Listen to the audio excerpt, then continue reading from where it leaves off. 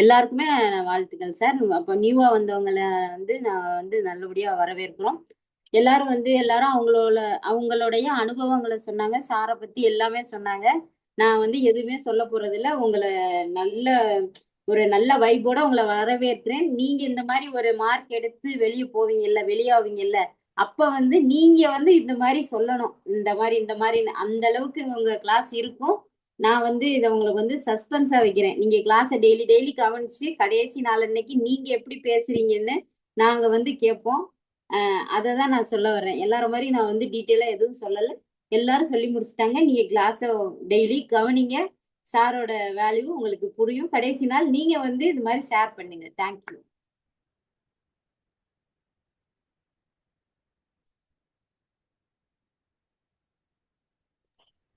Thank you Parameswari. Thank you sir. Yes, topper சாராவது share பண்ணலாம் உங்களோட experience. would like to share. So otherwise we'll hand over to the admin. So admin she is waiting for a task. Admin ready? Yes sir. Thank you sir. So NLP introக்காக new பேட்ச்காக நிறைய members join பண்ணிட்டு இருக்காங்க. So அவங்களுக்கான intro session பார்த்துடலாம். So happy evening everyone. So a warm welcome to all of you. Thank you for joining us today for this NLP practitioner introductory session. Hope நீங்க எல்லாருமே நல்லா இருக்கீங்க. ஸோ இன்னைக்கு session ரொம்ப இன்ட்ரெஸ்டிங்கா இன்சைட்ஃபுல்லா இருக்க போகுது. ஸோ என்எல்பினா என்ன, அது எப்படி நம்ம திங்கிங், கம்யூனிகேஷன், எமோஷன்ஸ் அண்ட் பிஹேவியரை இன்ஃப்ளூயன்ஸ் பண்ணுது, அண்ட் நம்ம பர்சனல் அண்ட் ப்ரொஃபஷனல் லைஃபை எப்படி பாசிட்டிவ் சேஞ்சஸ் கிரியேட் பண்ண அண்ட் ஹெல்ப் பண்ணுது அப்படின்ற நிறைய விஷயங்களை இன்னைக்கு நீங்க தெரிஞ்சுக்க போறீங்க. ஸோ கம்யூனிகேஷன் இம்ப்ரூவ் பண்றது, கான்ஃபிடன்ஸை பில்ட் பண்றது, லிமிட்டிங் பிலீஃபை ஓவர் கம் பண்றதுன்னு, கோல்ஸை அச்சீவ் பண்றது அண்ட் பெட்டர் ரிலேஷன்ஷிப் கிரியேட் பண்றது நிறைய ஏரியாஸை என்எல்பி நமக்கு ஹெல்ப் பண்ணும். ஸோ இந்த என்எல்பி ப்ராக்டிஷனர் ப்ரோக்ராமை ஃபெசிலிட்டேட் பண்ண போறது நம்ம mentor doctor Husain Basha sir. So உங்களை நிறைய பேருக்கு சாரை ஆல்ரெடி ஃபெமிலியரா தெரிஞ்சிருக்கும். பட் நிறைய நியூ மெம்பர்ஸ் ஜாயின் பண்ணியிருக்காங்க. ஸோ ஃபர்ஸ்ட் டைம் ஜாயின் பண்ணிட்டவங்களுக்கு சாரோடைய experience, achievements and professional journey பத்தி தெரிஞ்சுக்க ஒரு ஷார்ட் இன்ட்ரடக்ஷன் வீடியோ ரெடியா இருக்கு. So let's quickly watch the video.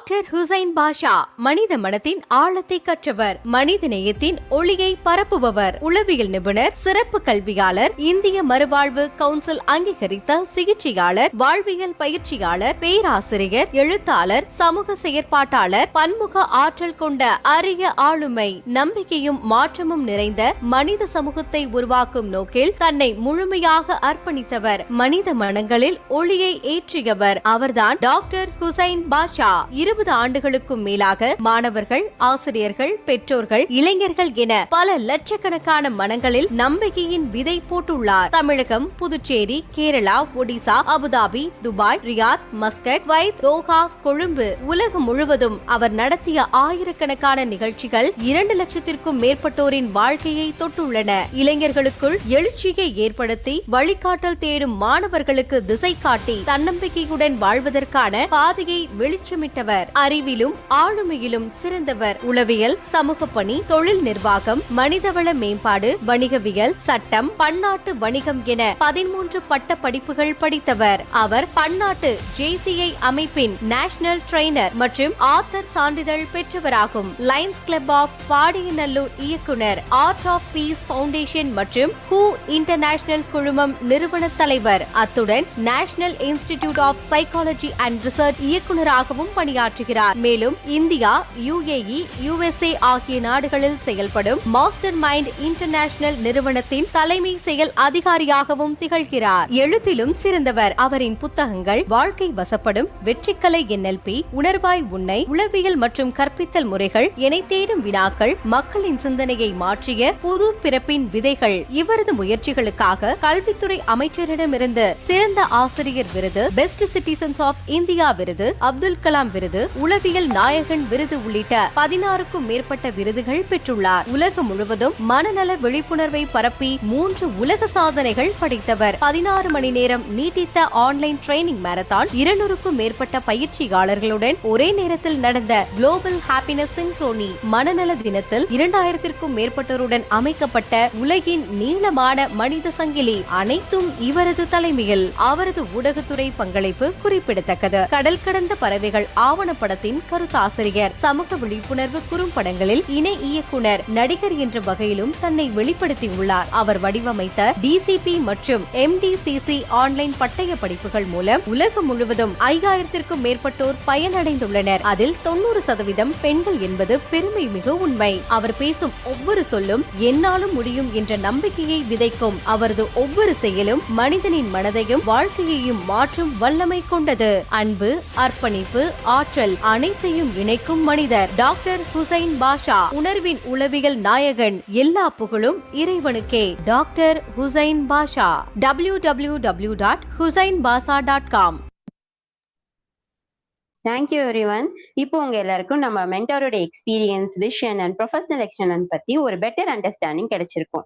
So NLP practitioner program பத்தி டீட்டெயிலா தெரிஞ்சுக்க, அதோடைய benefits, application, learning outcomes and உங்களுக்கு இருக்கக்கூடிய டவுட்ஸ் எல்லாத்தையுமே நீங்க கிளியர் பண்ணிக்கலாம். I would like to invite our mentor doctor Husain Basha sir to lead today's session. Over to you sir. Thank you everyone. Thank you Jesima. Yes, happy evening. எல்லாரும் எப்படி இருக்கீங்க? NLP பிராக்டிஷனர் இன்ட்ரோடக்ஷன் ப்ரோக்ராமுக்காக வந்திருக்கக்கூடிய உங்கள் அனைவரையும் வரவேற்கிறோம். ஸோ அதே மாதிரி பேட்ச் 45 இன்னைக்கு ஸ்டார்ட் ஆகிருக்கு. அந்த 45 பேட்ச்ல ஜாயின் பண்ணியிருக்க உங்களுக்கும் ஃபர்ஸ்ட் சாப்டராக இந்த சாப்டர் இருக்கு. வேற ஏதாவது கேள்விகள் ஏதாவது இருந்ததுன்னா கேட்டுக்கலாம். In general about the classes சம்பந்தமாக ஏதாவது கேள்விகள் இருந்தா கேட்டுக்கலாம் இந்த பிகினிங். இல்லை ஸ்டார்ட் பண்ணிக்கலாம். S, fine. ஸோ முதல்ல கேட்டிருந்தீங்க எக்ஸாம் இருக்காமா. முதல் கேள்வி அதான், என்னது எல்லாம் கரெக்டு தான், எக்ஸாம் இருக்கா அப்படின்ட்டு. Yes, it is in Tamil. This is in Tamil. இன்ஷா இது வந்து தமிழ்ல இருக்கும். ஸோ உங்களுக்கு இங்கிலீஷ் பேட்ச்னா இங்கிலீஷ் பேட்ச் தனியா இருக்கு. So this is English batch, Tamil batch. Exam வந்து NLP பிராக்டிஷனர் மட்டும் வர்றவங்களுக்கு எக்ஸாம் கிடையாது. ACPC படிக்கிறவங்களுக்கு எல்லா சாப்டரும் முடிச்ச பிறகு லாஸ்ட் 1 இயர் முடிச்ச பிறகு எக்ஸாம் இருக்கும், MCQ டைப்ல. Okay, right. NLP மட்டும் படிக்கிறவங்களுக்கு எக்ஸாம் கிடையாது, but you will be having some assignments. Clear? சரி, எனி அதர் கொஸ்டின்ஸ்? போயிடலாமா? ஃபைன். ஸோ ACPC-னுடைய நியூ சிலபஸ்ல என்ன இருக்கு அப்படின்ட்டு நியூ பேட்ச் ஸ்டூடெண்ட்ஸும் சரி, ஏற்கனவே படிக்கிறவங்களுக்கும் ஸோ ஒரு ஷார்ட்டா சொல்லிடுறேன். அதுக்கு பிறகு நம்ம வந்து போயிடலாம். So updated syllabus from the university. ACPC-ங்கிறது MDCC-னுடைய நியூ டைட்டில்.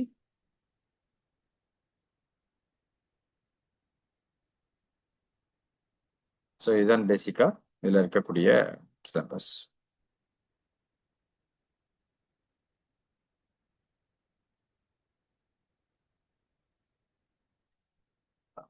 ஃபர்ஸ்ட் வந்து மைக்ரோ ஸ்கில்ஸ் இன் கவுன்சிலிங்ல சின்ன சின்ன விஷயங்களை எப்படி பார்க்கறது அப்படிங்கிற விஷயங்கள். எக்ஸாம்னா பயப்பட தேவையில்லை. இங்கே எக்ஸாம் வந்து எக்ஸாமா இருக்காது. இங்கே வந்து எக்ஸாமா இருக்காது. ஜஸ்ட் ஒரு எவாலுவேஷன் மாதிரி தான். ஸோ அதனால யோசிக்க தேவையில்லை. எக்ஸாம்னே பயப்படவும் தேவையில்லை. நார்மலாக நீங்க அட்டன் பண்ற எக்ஸாமாக இது இருக்காது அப்படிங்கிறது தான் உள்ள விஷயம். ஸோ ஃபர்ஸ்ட் டாபிக் இதுல மைக்ரோ ஸ்கில்ஸ் இன் கவுன்சிலிங். அடுத்து வந்து NLP பிராக்டிஷனர். இப்போ இதுல ஸ்டார்ட் பண்றது NLP தான். ஸோ இதுல வந்து ஃபர்ஸ்ட் முடிச்சுட்டு செகண்ட் போகணும்னு கிடையாது. எல்லாமே தனித்தனி சாப்டர்ஸ், 14 சாப்டர்ஸ் இருக்கு. ஸோ அது எப்போ நடத்தினாலுமே தனித்தனி தலைப்புகள்ங்கிறதால ஸோ ஒவ்வொரு தலைப்பை தொடங்கும் பொழுதும் இல்லை ஒரு 2 சாப்டர் முடியும் பொழுதும் ஒரு நியூ பேட்ச் வந்து தொடங்கும். அப்படிதான் வந்து ப்ரொசீஜர். யா, அந்த third one REBT, rational emotive behaviour therapy. So REBTங்கிறது CBT-னுடைய ஒரு advance module. So number 4 dialectical behaviour therapy, DBT. Number 5 hypnotherapy. உங்க நிறைய கேள்விப்பட்டிருப்பீங்க. ஹிப்னோதெரப்பி பேசிக்கலி ஸோ அந்த மைண்டை டியூன் பண்றதுக்கு, சப்கான்ஷியஸ் மைண்ட்ல இருக்கக்கூடிய அந்த பேட்டர்னை மாத்துறது ஹெல்ப்ஃபுல்லாக இருக்கக்கூடிய ஒரு கான்செப்ட். 6th வந்து இன்னியாகிராம்ங்கிறது ஒரு பர்சனாலிட்டியை புரிந்து கொள்வதற்காக பயன்படுத்தக்கூடிய ஒரு ஒரு psychological assessment, psychological personality theory அப்படின்னு சொல்லலாம். அதுக்கு பிறகு pre marital, marital and intimacy coaching.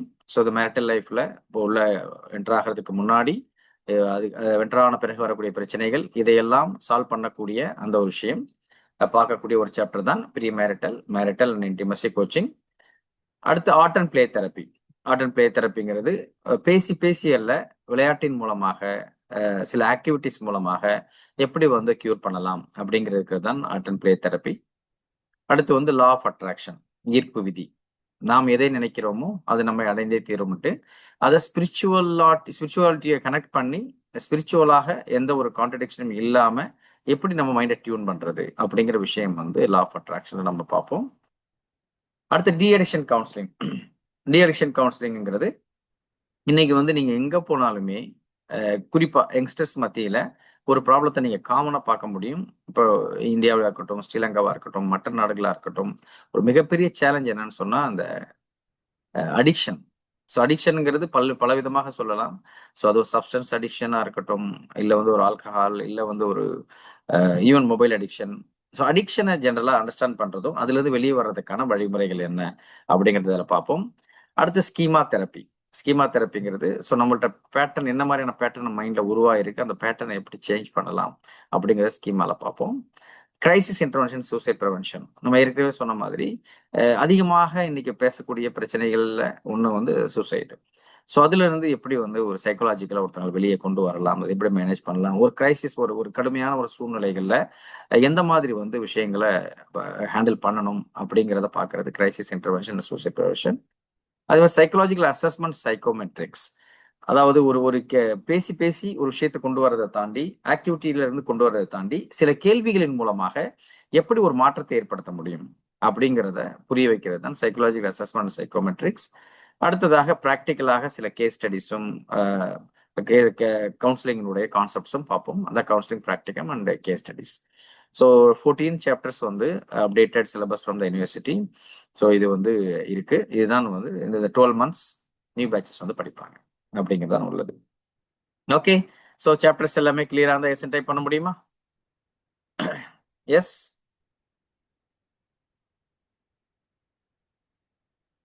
Okay, right. இப்போ first chapter for this batch.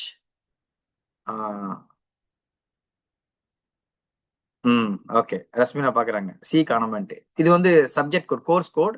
சிக்கு வந்து வேற கோட். ஏசிஎல்சினுடைய மெயின் கோர்ஸினுடைய கோட் சி. அதே மாதிரி இந்த ஏசிபிசினுடைய மெயின் கோர்ஸ் எம். எம் இங்க இருக்கு. ஸோ கிரைசிஸ் இன்டர்வென்ஷன் இது. அது ஆக்சுவலா எம்டிசிசினுடைய நம்பராக எம் இருந்தது. சி வந்து இதுக்கு இருக்கு, ஏசிஎல்சிக்கு போயிருக்கு. அதனாலதான் ஃபைன். இதே ஆர்டர்ல கிளாஸ் இருக்குமா? இல்ல இதே ஆர்டர்ல கிளாஸ் இருக்காது. ரேண்டமா எது வேணாலும் முதல்ல வரும், பின்னாடி வரும். ஆக மொத்தம் இந்த சாப்டர்ஸை நம்ம கவர் பண்ணுவோம் நியூ பேட்ச்க்கு. ஏற்கனவே முடிச்சவங்க பழைய பேட்ச் பிரகாரம் முடிப்பீங்க. இப்போ இருக்கவங்க அடுத்து கண்டினியூ ஆகும்போது இதுல கண்டினியூ பண்ணுவீங்க 12 months. Okay, yes. Okay, Farzana ஏதோ பேசணுமா? Farzana, yes, you can unmute Farzana.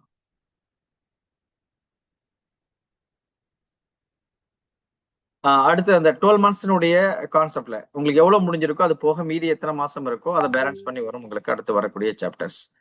45ல இருந்து இந்த சாப்டர்ஸ் வரும். அதுக்கு முன்னாடி உள்ள பேட்ச்க்கு உங்களுக்கு எத்தனை மாசம் போயிருக்கோ அதை பேஸ் பண்ணி வரும். எஸ் ஃபர்சானா.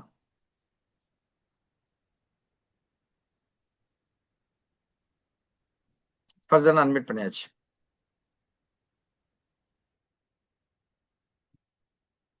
Okay, right. உங்களுக்கு நெட்வொர்க்ல ப்ராப்ளம் நினைக்கிறேன். போயிடலாமா என்எல்பிக்கு? ஸோ இதுக்கு முன்னாடி என்எல்பி, அதாவது நம்முடைய கோர்ஸ் ப்ரொமோஷனுக்கு முன்னாடி, நம்முடைய கிளாஸஸ்க்கு முன்னாடி, அதுக்கு முன்னாடியே உங்களுக்கு என்எல்பி தெரிஞ்சிருந்ததுன்னா, கேள்விப்பட்டிருந்தீங்கன்னா எஸ் டைப் பண்ணுங்க. இல்ல கேள்விப்படலைன்னு சொன்னா அதுக்கு முன்னாடி நோன் டைப் பண்ணுங்க. நம்முடைய கிளாஸ்க்கு முன்னாடி என்எல்பி நீங்க கேள்விப்பட்டிருந்தீங்கன்னா எஸ், இல்ல நம்முடைய ப்ரொமோஷன் மூலமாக நம்முடைய கிளாஸ் மூலமாகத்தான் தெரியும் சொன்னா நோன் டைப் பண்ணுங்க, கேள்விப்படலைன்னு.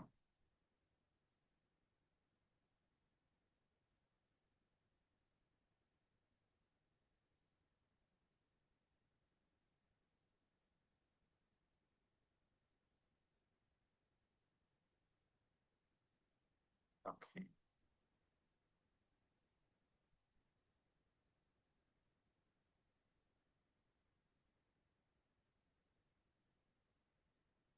Neuro linguistic programming. ஓகே, சரி. நிறைய பேர் கேள்விப்பட்டிருக்கீங்க, நிறைய பேர் கேள்விப்படாமல் இருக்கீங்க. பரவலாக நிறைய இந்த ஃபீல்ட்ல இருக்கவங்களுக்கு ஓரளவுக்கு தெரிஞ்சிருக்கும், புதுசா வந்தவங்களுக்கு அதுக்கப்புறம் கேள்விப்பட்டிருப்பீங்க. Okay, fine, right. ஸோ அது பேசிக்கா என்ன, எந்த அளவுக்கு இது ரீச் ஆயிருக்கு NLPங்கிறத தெரிஞ்சுக்கிறதுக்காக தான். Okay, fine. NLPனா என்ன, ஃபர்ஸ்ட் அதை விளக்கம் கொடுத்துறேன். அதுக்கு பிறகு அதனுடைய கான்செப்ட்ஸ் எல்லாமே நம்ம வந்து போயிடுவோம். This is the first class. So இதுல இருந்தே நம்ம வந்து கான்செப்ட் குள்ள போயிடலாம். NLP, நியூரோ லிங்குஸ்டிக் ப்ரோக்ராமிங், இதுதான் வந்து NLPனுடைய கான்செப்ட். NLPன்னு சொன்னா நியூரோ லிங்குஸ்டிக் ப்ரோக்ராமிங் அப்படின்ட்டு.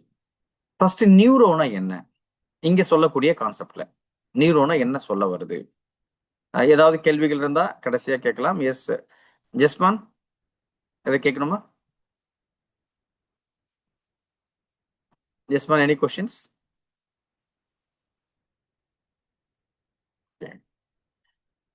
ரைட். ஏன்னா ஏதாவது கொஸ்டின்ஸ் இருந்ததுன்னா நீங்க சாட்ல டைப் பண்ணலாம், இல்லைன்னா நீங்க கடைசியா கேட்கலாம். ஃபர்ஸ்ட் நியூரோ அப்படின்னு சொன்னா நம்முடைய 5 சென்ஸை பயன்படுத்தி எப்படி நம்முடைய மூளை ஒரு விஷயத்தை ப்ராசஸ் பண்ணுது அப்படிங்கிறது தான் நியூரோங்கிறது. நம்முடைய 5 சென்சஸ். நமக்கு எவ்வளவு சென்சஸ் இருக்கு மொத்தம்? நான் சொல்லிட்டேன்ல, எத்தனை சென்சஸ் இருக்கு? பொதுவாக அந்த கேள்வி கேட்கும்போது 6, 7 அப்படிலாம் சொல்லுவாங்க, சரியா? பொதுவா 6, 7லாம் சொல்லுவாங்க. அந்த 6, 7க்கு காரணம் என்ன அப்படின்னா இன்டெலெக்டை மையப்படுத்தி சொல்லுவாங்க. அறிவு வந்து சொல்லும் பொழுது எப்படி வேணாலும் நீங்க சொல்லலாம். அறிவு வேற, உணர்ச்சி வேற. தமிழ்ல வந்து அழகா சொல்லுவாங்க, புலன்கள்பாங்க. ஐம்புலன்கள் எத்தனை? ஐம்புலன்கள் எத்தனை? ஐம்புலன்கள் 5. ஐம்புலன்கள் 6ன்னு சொல்ல முடியாது. 8 கால் பூச்சிக்கு 8 காலுங்கிற மாதிரி ஐம்புலன்கள் 5. அதனால அந்த கன்ஃபியூஷனே இல்லை. ஆனா இங்கிலீஷ்ல நீங்க சென்சஸ் சொல்லும் போது ஒரு கன்ஃபியூஷன் வரும், எந்த சென்ஸை நம்ம சொல்றோம் அப்படிங்கிறது. அப்ப நியூரோங்கிறது என்னன்னு பாத்தீங்கன்னா, நம்ம இந்த 5 விஷயங்கள், பார்த்தல், கேட்டல், உணர்தல், முகர்தல், சுவைத்தல். பாருங்க, ஒரு விஷயத்தை பார்ப்பதன் மூலமாக ஒரு எக்ஸ்பீரியன்ஸை நம்ம எடுக்கலாம் ஃபர்ஸ்ட். அடுத்து கேட்பதன் மூலமாக நீங்க ஒரு எக்ஸ்பீரியன்ஸை எடுக்கலாம். அடுத்து என்ன பண்ணலாம்? Touch R feel. டச்சுக்கும் அல்லது ஃபீல், எமோஷன்ஸுக்குமே நம்ம வந்து அதன் மூலமாக ஒரு எக்ஸ்பீரியன்ஸை எடுக்கலாம். அடுத்து ஸ்மெல் மூலமாக ஒரு விஷயம் நல்லது கெட்டதுன்னு நீங்க சூஸ் பண்றது ஸ்மெல் மூலமாக சூஸ் பண்ணுவீங்க. அடுத்து டேஸ்ட் மூலமாக சூஸ் பண்ணுவீங்க. இந்த 5 சென்ஸ் இருக்குல்ல, இந்த 5 சென்ஸை பயன்படுத்தி ஒரு கான்செப்டை பண்றதுதான் NLPனுடைய கோர் கான்செப்ட். நீங்க எப்படி சுத்தி என்ன தெரப்பிகள் பண்ணாலும் நேரடியாக இந்த 5 சென்ஸை பயன்படுத்துற மாதிரி இருக்கும். இப்ப இந்த கிளாஸே எடுத்துக்கங்க. இந்த கிளாஸ்ல நீங்க கனெக்ட் ஆயிருக்கீங்க இல்லையா? இதுல வந்து குறைஞ்சது வந்து ஒரு 2-3 சென்ஸ் வந்து நம்ம கனெக்ட் பண்ணலாம். எத்தனை சென்ஸ் கனெக்ட் பண்ணலாம் இந்த கிளாஸை பொறுத்த வரைக்கும்? இந்த கிளாஸை நீங்க கவனிக்கிறீங்க அப்படிங்கிற நியூரோ வந்து நீங்க ப்ராசஸ் பண்றீங்கன்னு சொன்னா எத்தனை இது? குறைஞ்சது ஒரு 3 நீங்க ப்ராசஸ் பண்ணலாம், மினிமம் 2 பண்ணலாம். நம்பர் 1 என்ன? நம்பர் 1 முக்கியமாக இந்த கிளாஸ் நீங்க உட்கார்ந்து இருக்கிறதுக்கு மெயினா இருக்கக்கூடிய விஷயமாக இப்ப நீங்க பாக்குறது இந்த 5 சென்ஸ்ல என்னது? விஷுவல். இப்ப நீங்க பாக்குறீங்க. இப்ப நீங்க பாக்குற இந்த பார்வை வந்து இந்த எக்ஸ்பீரியன்ஸை வந்து உங்களுக்கு பளிச்சுன்னு இருக்கு, பிரைட்டா இருக்கு, கலர்ஃபுல்லா இருக்கு அப்படின்னு நான் நம்புறேன். அப்படிதானே? இப்ப நான் பாக்குறது உங்களுக்கு பளிச்சுன்னு இருக்கா? இப்ப நான் பாக்குறது உங்களுக்கு பளிச்சுன்னு தெரியுதா? இப்ப நான் பாக்குறது உங்களுக்கு பளிச்சுன்னு தெரியுது இல்லையா? இப்ப நான் வந்து லைட்டா என் 2 லைட் முன்னாடி இருக்கு. 2 லைட் வந்து ஒரு லைட்டை நான் இப்போ ஆஃப் பண்ணிடுறேன். நான் இப்போ வந்து ஒரு லைட் ஆஃப் பண்றேன். முதல்ல பார்த்ததும் இப்ப பார்த்தது ஒரே மாதிரி இருக்கா, இல்ல சேஞ்சஸ் இருக்கா? முதல்ல பார்த்தது நான் பிரைட்டா இருந்ததா, இப்ப பிரைட்டா இருக்கா? There are changes. முதல்ல பார்த்தது நல்லா இருந்ததா, இப்ப நல்லா இருக்கா? ஓகே, ஃபர்ஸ்ட் பார்த்தது நல்லா இருந்தது ஐயா. இப்ப பாருங்க, இப்ப நான் போடுறேன், இப்ப பிரைட்டா இருக்கு. சரியா? இப்ப பாருங்க, இப்ப நான் வந்து பேசிக்கிட்டே இருக்கேன். நான் அதே கான்செப்ட் தான் பேச போறேன். நான் NLP வந்து இப்ப நான் பேச போறேன். இப்ப NLP நான் பேசுறதால இப்ப உங்களுக்கு வந்து ஒரே நிமிஷம்.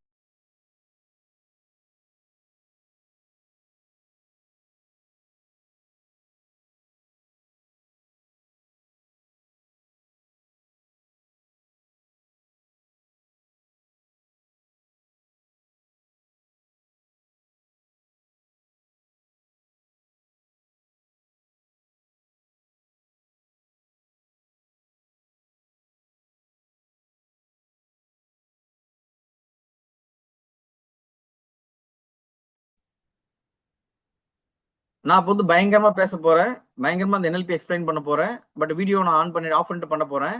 இப்போ நான் வீடியோ ஆஃப் பண்ணிட்டு நான் பேசுறேன் அப்படிங்கிறது உங்களுக்கு எந்த அளவுக்கு புரியுது, எந்த அளவுக்கு கனெக்ட் ஆகுது? வீடியோ ஆன் பண்ணணுமா வேணாமா, இல்லை இப்படி நான் எக்ஸ்பிளைன் பண்ணலாமா? இது ஓகே தானே உங்களுக்கு? நான் அதே கான்செப்ட் தான் எக்ஸ்பிளைன் பண்றேன். உங்களுக்கு வந்து அதே எக்ஸ்பீரியன்ஸ் கிடைக்குதா? இந்த 5 சென்ஸை பயன்படுத்தி நம்ம ஒரு எக்ஸ்பீரியன்ஸ் எடுக்கிறது தான் NLPன்னு சொல்றேன்.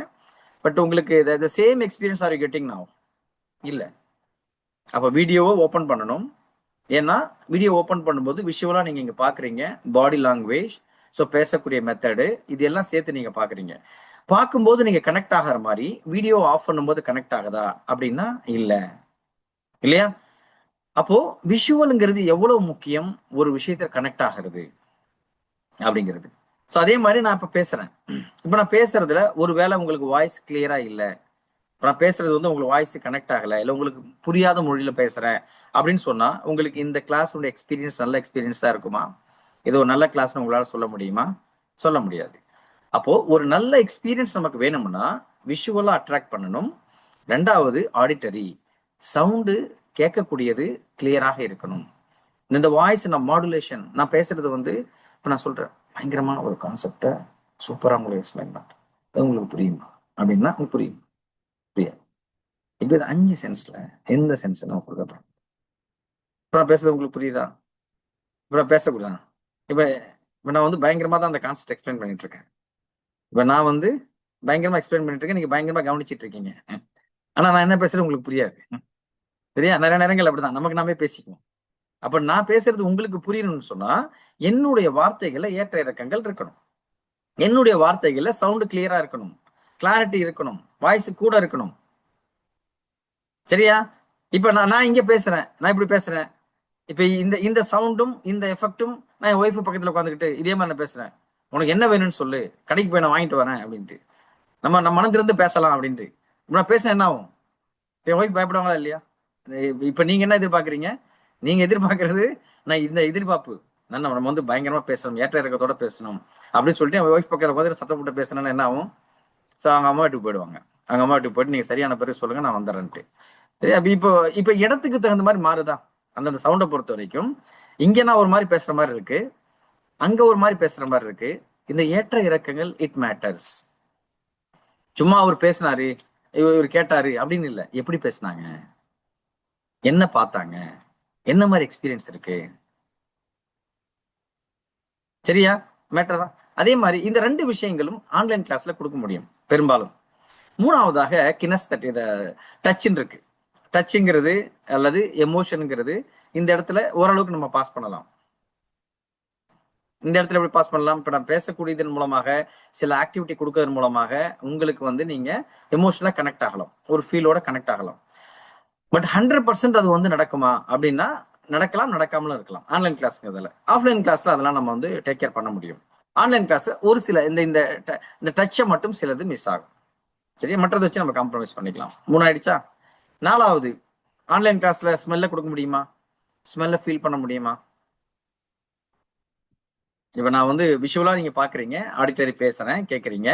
ஒரு எக்ஸசைஸ் ஆக்டிவிட்டி கொடுக்கறது டச்சோட கனெக்ட் ஆகும். ஒரு ஸ்மெல்ல வந்து கொடுக்க முடியுமா? ஸ்மெல்ல கொடுக்க முடியாது, சரியா? ஆனா ஸ்மெல்ல நாங்க கொடுப்போம். நான் அப்பப்ப டீ குடிப்பேன். இப்ப நீங்களாம் நினைச்சிட்டு இருப்பீங்க நான் டீ குடிக்கிறது எனக்காகன்ட்டு. இல்ல, அந்த டீ காஃபியினுடைய ஸ்மெல்ல உங்களுக்கு கொடுக்கறதுக்காக, அந்த எக்ஸ்பீரியன்ஸ் கொடுக்கறதுக்காக.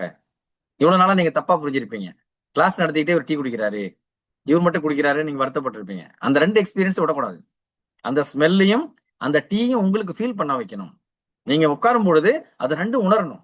அந்த ஸ்மெல், டீ, அந்த ஒரு 5 எக்ஸ்பீரியன்ஸ் கொடுக்கறதுக்காக தான் கஷ்டப்பட்டு என்ன பண்றேன். நான் டீ வேணான்னா கூட கொண்டு வந்து கொடுக்கறது காரணம் என்னன்னா, எப்படியாவது இந்த 5 எக்ஸ்பீரியன்ஸ் கொடுக்கணும் உங்களுக்கு அப்படிங்கிறதுக்காக தான், சரியா?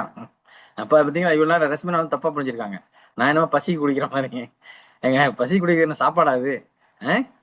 அது ருசி குடிக்கிறது. ருசி யார் ருசிக்கு? எனக்காகவா? இல்ல, உங்களுக்காக.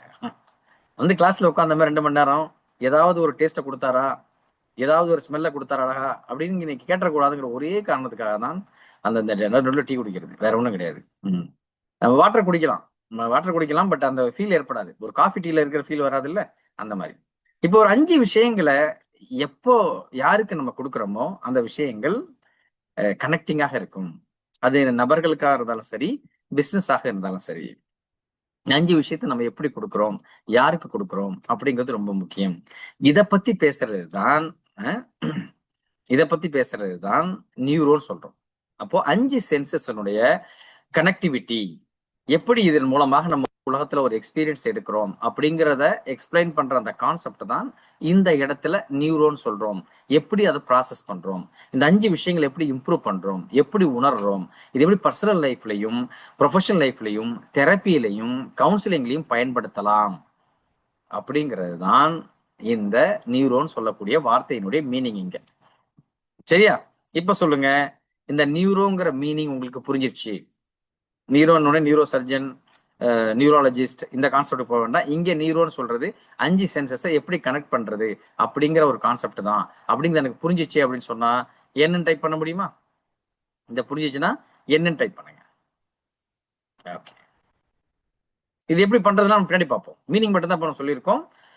இதை பண்றதுக்கான மெத்தட், டெக்னிக்ஸ், கான்செப்ட்ஸ், ஐடியாஸ், விளக்கங்கள் எல்லாம் பின்னாடி பார்ப்போம். ஃபர்ஸ்ட் இந்த வார்த்தை எப்படி வந்ததுன்ட்டு என்ன புரிஞ்சிச்சா? 5 சென்ஸுங்க. 5 சென்ஸை எப்படி நம்ம கனெக்ட் பண்றோம், எப்படி கனெக்ட் பண்ணா சூப்பரா இருக்கும் அப்படிங்கிறத பார்க்க. சரி, அடுத்து எல், லிங்குஸ்டிக். லிங்குஸ்டிக்னா பெரிய விளக்கமே தேவையில்லை. லிங்குஸ்டிக்னா லாங்குவேஜ், அவ்வளவுதான். எப்படி நம்ம வந்து லாங்குவேஜை பயன்படுத்தினா நம்முடைய பெர்செப்ஷன், நம்முடைய மதிப்பீடுகள் நமக்கு ஸ்ட்ராங் ஆகும். ஒரு ரியாலிட்டி எப்படி உணர முடியும், ஒரு விஷயத்த உணர்றதுக்கு நமக்கு லாங்குவேஜ் முக்கியம். லாங்குவேஜ் இப்ப நான் பேசுற அந்த வார்த்தை, அந்த சவுண்டை தாண்டி என்ன மொழியில பேசுறேங்கிறது உங்களுக்கு முக்கியம். நான் இங்க 2 மொழியில பேசுறேன். இப்போ என்னென்ன மொழியில பேசுறேன்? நான் இங்க 2 மொழியில பேசுறேன். என்ன மொழியில பேசுறேன்? டைப் பண்ணிட்டு இருக்கீங்கன்னு தெரியும், தமிழ் அண்ட் இங்கிலீஷ்ன்ட்டு. அந்த மொழி சொல்ல பாத்தீங்களா மமதா சிஸ்டர், நினைச்சேன். அது இல்ல, நீங்க டைப் பண்ணுவீங்கன்னு நினைச்சேன். 2 மொழியில பேசுறது அந்த மொழி இல்ல. ஒண்ணு வாய்மொழி, இன்னொன்னு உடல் மொழி. சரியா? ஒண்ணு வாய்மொழி, இன்னொன்னு உடல் மொழி. அந்த உடல் மொழியில ஐ கான்டாக்ட் வரும், என்னுடைய ஜஸ்டஸ் நான் உட்காரக்கூடிய மெத்தடு, பார்க்கக்கூடிய மெத்தடு, இது எல்லாம் சேர்ந்து வரும். சரியா? தமிழ் இங்கிலீஷ்ல வந்து வெர்பல் நான் வெர்பல்னு வச்சுக்கலாம். வெர்பல் நான் வெர்பல். அப்ப நான் பார்த்து பேசக்கூடிய விஷயங்கள் அதுவும் லாங்குவேஜ் தான். அடுத்து வந்து என்னுடைய உடல் மொழியை பயன்படுத்தி இது தேவையா இல்லையா? இப்போ நான் என்னதான் எக்ஸ்பிளைன் பண்ணாலும் ஏன் வீடியோ வந்து க்ளோஸ் பண்ணா அவங்களால அது கனெக்டிவிட்டி கம்மியா இருக்கு? Body language matters. கிட்டத்தட்ட 100% 55% வந்து பாடி லாங்குவேஜுக்கு அர்த்தம் இருக்கு, பாடி லாங்குவேஜுக்கு முக்கியத்துவம் இருக்கு. நம்ம என்ன பேசினாலுமே வார்த்தைகள் மட்டும் இல்ல, செயலும் ரொம்ப முக்கியம். ஏன்னா நீங்க வாயில சொல்றது கூட சில இடங்கள்ல புரியாம போயிடும். பட் நீங்க உடல் மொழியை பயன்படுத்தி பண்றது நல்லா புரியும். சரியா? இப்ப நான் ஒரு விஷயத்த சொல்றேன், நான் என்ன சொல்றேன்னு சொல்லுங்க. இது இப்ப நான் என்ன சொன்னேன்? வா, இதுக்கு ஒரு விளக்கம் வேணுமா? வான்னு சொன்னா கூட சில நேரங்கள்ல போன்னு கேட்கும். வான்னு சொன்னா கூட சில நேரங்கள் போன்னு கேட்கும். இப்ப இதுல வந்து ஒரு டவுட் வருதா? டவுட் வரல. ஏன்னா பாடி லாங்குவேஜ் வந்து அவ்வளவு முக்கியம். ஒவ்வொரு ஜெஸ்டர்ஸ், சின்ன சின்ன அசைவுகள் ரொம்ப முக்கியம். சரியா? இதுக்கு பேர் என்ன? இப்படி காமிச்சா அதுக்கு பேர் என்ன? வாட்டர். வாட்டர் நான் சொல்லுவாங்க ரஸ்மினா, குடிக்கிறது. அதுக்கு பேர் என்ன? குடிக்கிறது. அது வாட்டரா இருக்கலாம், காஃபியா இருக்கலாம், டீயா இருக்கலாம், எது வேணா குடிக்கிறது. இப்ப இது எவ்வளவு முக்கியம்? இப்ப லைஃப்ல வந்து ஒரு விஷயத்தை கனெக்ட் பண்றதுக்கு எப்படி வார்த்தை முக்கியமோ அதே மாதிரி உடல் மொழியும் முக்கியம். இது 2ம் கலந்து இருக்கிறது தான் அது எப்படி நம்ம பயன்படுத்துறது அப்படிங்கிறதுக்கான முக்கியத்துவம் தெரிந்து வைக்கிறது தான் லிங்குஸ்டிக்னு சொல்றாங்க. அப்ப அந்த லிங்குஸ்டிக் மீனிங் என்னன்னா வெர்பல் நான் வெர்பல், பேசி அல்லது உடல் மொழியின் மூலமாக ஒரு விஷயத்தை புரிந்து கொள்வது, மேம்படுத்துவது அப்படிங்கிறது தான் லிங்குஸ்டிக்ங்கிறது. அப்ப அந்த லிங்குஸ்டிக்ங்கிறதுக்கு எனக்கு மீனிங் புரிஞ்சிச்சு அப்படின்னா என்ன பண்ணணும்? எல்லுன்னு டைப் பண்ணலாமா? லிங்குஸ்டிக் மீனிங் எனக்கு புரிஞ்சிச்சு. ரைட். 3வது ப்ரோக்ராமிங். ப்ரோக்ராமிங்னா என்ன? தூய தமிழ்ல சொல்றதா ப்ரோக்ராமிங்னா ப்ரோக்ராமிங். இது நீங்க எக்ஸ்பிளைன் பண்ணாதான் கஷ்டம். எக்ஸ்பிளைன் பண்ணாம இருந்தா ஈஸியா புரிஞ்சிடும். இப்போ ப்ரோக்ராமிங் வந்து நான் கஷ்டப்பட்டு எக்ஸ்பிளைன் பண்ணேன்னு வைங்களேன், உங்களுக்கு புரியாம போறதுக்கு வாய்ப்பு இருக்கு. ப்ரோக்ராமிங்கிறதுக்கு தமிழ்ல வந்து ப்ரோக்ராமிங்னு புரிஞ்சுட்டோம்னா ஈஸியா இருக்கும். ஏன்? ப்ரோக்ராமிங் நமக்கு தெரிஞ்சது, ப்ரோக்ராம் பண்றது வேற ஒன்றும் இல்லை. இப்போ நீங்க வந்து ஒரு கம்ப்யூட்டர்ல ப்ரோக்ராமிங் பண்ணுவீங்க, என்ன பண்ணுவீங்க? அதுக்குன்னு உள்ள லாங்குவேஜை போட்டு ஒரு ப்ரோக்ராமிங் பண்ணுவீங்க. ஒரு விஷயத்தை வந்து செயல்படுத்துறது, ஒரு நிகழ்வாக்குவது, அதை தொடங்கி செயல்படுத்துவது. ஒரு பேட்டர்னை உருவாக்குவது, நமக்கு வேண்டிய விஷயங்களை வருவதற்காக தயார்படுத்துவது, அதுதான் ப்ரோக்ராமிங். வேற ஒண்ணும் கிடையாது. ரொம்ப சிம்பிளான கான்செப்ட். ப்ரோக்ராமிங் ப்ரோக்ராம் பண்றது, ஏற்படுத்துவது, நிகழ்த்துவது அப்படின்னு அர்த்தம். அப்போ ஒரு புது விஷயத்தை, நமக்கு தேவையான விஷயத்தை நமக்கு தேவையான மாதிரி உருவாக்குவது தான் ப்ரோக்ராமிங். அது நம்முடைய எண்ணமாக இருக்கலாம், நம்முடைய செயலாக இருக்கலாம். அதையெல்லாம் நமக்கு தேவையான அளவுக்கு ஏற்படுத்துவது, நமக்கு எந்த அளவுக்கு வேணுமோ அந்த அளவுக்கு உருவாக்குவது, இதுதான் ப்ரோக்ராமிங் சொல்றோம். கிளியரா? இப்ப ப்ரோக்ராமிங்னு புரிஞ்சிச்சா என்ன பண்ணணும்? ப்ரோக்ராமிங் மீனிங் என்னன்னு எனக்கு புரிஞ்சிச்சு அப்படின்னா,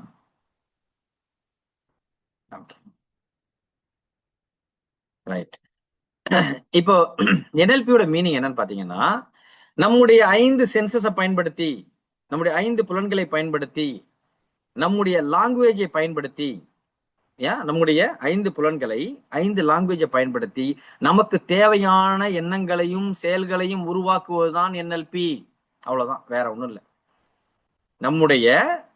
நம்முடைய 5 புலன்களை பயன்படுத்தி அதை டியூன் பண்ணி நம்முடைய மொழியை சரிப்படுத்தி பேசியோ அல்ல உடல் மொழி மூலமாகவோ ஒரு விஷயத்தை அடைவதற்கு நம்முடைய பண்ணும் பொழுது நமக்கு என்ன தேவையோ அதை பெற முடியும். அதுக்கு பேர் தான் NLP, வேற ஒண்ணும் கிடையாது. சிம்பிளா இருக்கா? ஏன்னா ஃபர்ஸ்ட் NLPன்னு சொன்ன உடனே நிறைய பேருக்கு பல நேரங்கள்ல அது ENT மாதிரி கேட்கும். காது டாக்டர் மாதிரி நீங்க என்ன டாக்டர்ன்ட்டு. நான் காது டாக்டர் இல்ல, மூக்கு டாக்டர் இல்ல, இந்த டாக்டர் இது டாக்டரே இல்ல, இது யார் வேணாலும் படிக்கலாம் அப்படிங்கிறது தான். அப்போ நம்முடைய புலன்களை பயன்படுத்தி நம்முடைய மொழியை மேம்படுத்தி என்ன பண்ணலாம்? நமக்கு தேவையான விஷயங்களை ப்ரோக்ராம் பண்ணிக்க முடியும் நம்முடைய மைண்டை. அதன் மூலமாக நமக்கு தேவையான விஷயங்களை பெற முடியும் அப்படிங்கறது சொல்றதுதான் NLP. NLPன்னு இங்க மீன் பண்றது தனித்தனி வார்த்தைகள், இணைந்த வார்த்தைகள் கிடையாது. ஒரு 3 வார்த்தைகளை தனித்தனியா உள்ளதை இணைச்சு பாத்தீங்கன்னா அதுக்கான ஒரு மீனிங்கை நம்ம உருவாக்கிக்க முடியும், அவ்வளவுதான். இப்ப NLPனா எனக்கு புரிஞ்சு போச்சு. NLP எப்படி வந்தது, இதுக்கு மீனிங் என்னன்னு புரிஞ்சு போச்சுன்னா என்ன பண்ணணும்? NLP டைப் பண்ண முடியுமா? NLP என்ன சொல்ல வருது எனக்கு புரிஞ்சிருச்சு. எனக்கு NLPனா என்னன்னு புரிஞ்சிச்சுன்னா NLP டைப் பண்ண, அவ்வளவுதான். ஈஸியா இருக்கா? அவ்வளவுதான். இப்ப எப்படி எக்ஸ்பிளனேஷன் ஈஸியா இருக்கும், அதே மாதிரி கான்செப்ட் எல்லாம் ஈஸியா இருக்கும், இன்ட்ரெஸ்டிங்கா இருக்கும். சரி, இந்த NLPயை படிச்சு நான் என்ன பண்ண போறேன்? இந்த NLP மூலமாக நான் படிச்சு என்ன பண்ண போறேன்? இல்ல என் ஃபீல்டுக்கு இது எப்படி யூஸ் ஆகும்? இந்த NLPயை படிச்சு நான் கவுன்சிலரா இருந்தா, தெரபிஸ்டா இருந்தா ஓகே. இல்ல நான் ஒரு பிசினஸ் பண்ணிட்டு இருக்கேன், எனக்கு யூஸ் ஆகுமா? நான் சேல்ஸ் இருக்கேன், யூஸ் ஆகுமா? நான் ஒரு டீச்சரா இருக்கேன், யூஸ் ஆகுமா? மனுஷங்க எல்லாருக்கும் யூஸ் பண்ண முடியும். மனிதர்கள் யார் வேணாலும் யூஸ் பண்ண முடியும். எந்த ஃபீல்ட்ல வேணாலும் யூஸ் பண்ண முடியும். இது ஒரு மாவு மாதிரி தான். இப்போ மாவு கொண்டு என்ன பண்ணுவோம்? ஒரே மாவை கொண்டு தோசையும் சுடுவோம், இட்லியும் சுடுவோம், ஏன்னா அதுல கொஞ்சம் ட்ரை பண்ணி ஆப்பமும் சுடுவோம், அதுல கொஞ்சம் ட்ரை பண்ணி அந்த பணியாரம், முட்டை பணியாரமும் சுடுவோம், எல்லாமே பண்ணுவோம். அதுல பொடி இட்லி பண்ணுவோம். வேற என்னென்ன பண்ணலாம்? அந்த மாவு வச்சு, அது ஒரே மாவு தான், அந்த மாவு வச்சு வேற என்னெல்லாம் பண்ணலாம்? யார் யாரெல்லாம் எந்தூசியாஸ்ட் இருக்கீங்க? குழி பணியாரம் பண்ணலாம், பன்னு பண்ணலாம், பிரெட் பண்ணலாம், இட்லி வடை 2 சேர்த்து வச்சுடலாமா? உப்புமா பாத்தீங்களா? அந்த இட்லி நீங்க அன்னைக்கே சாப்பிட்டீங்கன்னா இட்லி, அடுத்த நாள் உடைச்சு போட்டு தாளிச்சிங்கன்னா அதுக்கு பேர் என்னது? உப்புமா. சரியா? வேற அதுல போண்டா பண்ணலாம். பாத்தீங்களா? நீங்க அதோட நிறுத்த முடியாது, அதுலயே கொஞ்சம் ஆயில போட்டு கொஞ்சம் கிண்டுனீங்கன்னா அது போண்டாவா மாறும். மசாலா தோசை, தோசைன்னா ஒரு தோசை இல்ல, மசாலா தோசை, கீ ரோஸ்ட், ரவா தோசை, அடை தோசை, வத்தல், அதையே கொஞ்சம் காய வச்சீங்கன்னா வத்தல் ஆகும். அது தொத்தலாகிறதுக்கு முன்னாடி சாப்பிட்டுருவாங்க. அப்புறம் அதுல ஸ்வீட் பண்ணலாம். பாத்தீங்களா? என்னங்க நீங்க அதோட நிறுத்துறீங்க? அந்த மாவு வச்சுக்கிட்டு நான்லாம் ஸ்வீட் பண்ணுவேன். சாமி என்ன நீங்க ஒரு கம்மியான எடை போட்டீங்க. அந்த மாவு வச்சுக்கிட்டு அதுலயே ஸ்வீட் பண்ணலாம். சில்லி இட்லி, வெறும் இட்லி நீங்க சில்லியா நினைச்சிட்டீங்க. சில்லி இட்லி கிடையாது, அது சில்லி இட்லி. அதுல கொஞ்சம் நம்ம மிளகாத்தூள் தூக்கி போட்டோம்னா சில்லியா மாறும். பாத்தீங்களா? சென்னிஷ் இட்லி, சாம்பார் இட்லி, அதே நார்மல் இட்லி கிடையாது, அதுல சாம்பார் இட்லி. மினி இட்லி, அதுல அல்வாவா? பாத்தீங்களா? இட்லியில கொஞ்சம் தேனை தடவினீங்கன்னா அது அல்வாவா? இட்லிக்கு மேல நீங்க தேனை தடவி வாயில வச்சீங்கன்னா அது அல்வா. அதுக்கப்புறம் அடுத்த நாள் ஹாஸ்பிட்டல் போகாம இருக்கணும். தட்டு இட்லி, பாத்தீங்களா? அது தட்டுல போட்டதாலையா இல்ல தனியா இருந்தாலையா? தட்டுல போட்டா தட்டு இட்லி. குண்டான்ல போட்டீங்கன்னா குண்டா இட்லி. ஓகே, வேற பன்னீர் தோசை. அதுல இட்லியில ஐஸ்கிரீம் இட்லியில நீங்க ஐஸ்கிரீம் ஊத்துறீங்கன்னா ஐஸ்கிரீம் இட்லியா? பாத்தீங்களா? நீங்க இவ்வளவு நீங்க வந்து NLP கத்துக்க வந்தீங்களோ இல்லையோ, இன்னைக்கு வந்தவங்களுக்கு ஒரு பெரிய பெனிஃபிட் என்னன்னா, நீங்க இந்த இட்லியை வச்சு என்ன பண்ணலாங்கிறது. பல நேரங்கள்ல வந்து வாழ்க்கையில நம்ம இட்லி சாப்பிட்றோமே வருத்தப்பட்டிருப்பீங்க. இன்னைக்கு அப்படி கிடையாது. இன்னைக்கு வந்து போகும்போது தன்னம்பிக்கையோட போவீங்க. வந்ததுக்கு ஒரு 10 ஐட்டமா தெரிஞ்சுட்டு போயிருப்பீங்க. இன்னைக்கு வந்து நீங்க 10 NLP பாயிண்ட் தெரியுதா இல்லையோ, 10 வெரைட்டி பாத்தீங்களா? இவ்வளவு வெரைட்டி இன்னும் முடியல. நிறைய பேர் கட்டுப்படுத்திட்டு கையை. இப்ப விட்டோம்னு சொன்னா இப்ப கிளாஸ் முடிகிற வரைக்கும் டைப் பண்ணிட்டு இருப்பாங்க. Flour can make halwa. Okay, அந்த மாவு வச்சுக்கிட்டு அல்வா பண்ணலாம். இட்லி கிடையாது. இப்போ தேன்ல இட்லி போடுற ஐட்டம் வந்து அவங்க சொல்லலை. அவங்க என்ன சொல்றாங்கன்னா அந்த மாவு வச்சு வேற ஏதாவது பண்ணுன்ட்டு. இவ்வளவு சொல்லி கடைசியில கிளாஸ் பசிக்குதுன்னு போயிடாதீங்க. தயவு செஞ்சு கிளாஸ் முடிய வரைக்கும் இருங்க. இவ சொன்னது நல்லதா கெட்டதான்னு தெரியல. நிறைய பேர் பசி ஆரம்பிச்சிச்சு. கறி தோசை இப்போ காதல் என்பது போதும், நிறைய போயிட்டு இருக்கு, லிஸ்ட் நிறைய போயிட்டு இருக்கு. கிளாஸுக்கு போயிடுவோம். இட்லி வித் கறி குழம்பு கொத்து. இப்போ வந்து காம்பினேஷன் போயிட்டாங்க. இது வரைக்கும் மாவு வச்சு என்ன பண்ணலாம்னு பார்த்தாங்க. இப்போ வந்து along with the maavu what we can do additionally அப்படிங்கிற ஒரு தனி ஆய்வு போயிட்டு இருக்கு.